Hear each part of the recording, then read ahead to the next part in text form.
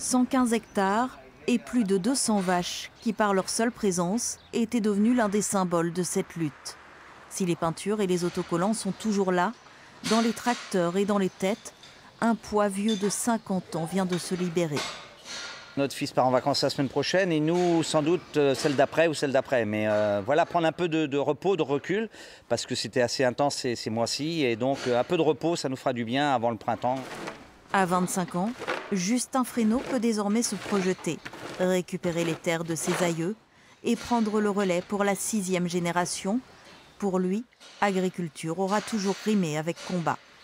Vu que j'ai toujours plus ou moins voulu faire exploitant agricole, c'est sûr que je me suis investi dès mon plus jeune âge, rien que, je ne sais pas si ça avait grand chose à voir, mais rien que quand j'étais petit, voilà, dire à papa que je voulais faire comme lui, c'était déjà un petit sentiment de résistance.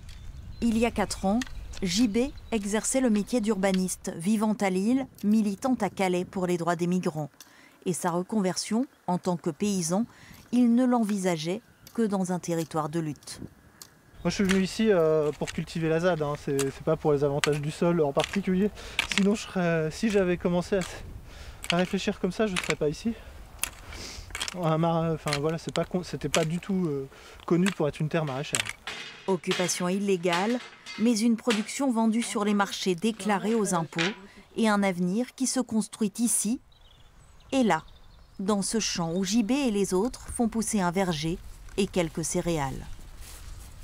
Le projet, c'est mettre ces récoltes au service du collectif en évitant les circuits monétaires. Donc c'est à peine de l'échange, en tout cas, c'est proposer quelque chose qui puisse améliorer notre quotidien, voire participer à renforcer notre courage dans les luttes diverses et variées auxquelles on se consacre. Que deviendront ces utopies? À qui seront les terres de Notre-Dame-des-Landes? Sur la ZAD, Hervé et on louaient une quinzaine d'hectares, dont les propriétaires, une vingtaine de personnes, ont tous vendu pour le projet d'aéroport. Je souhaiterais les louer, oui, bien évidemment, comme avant.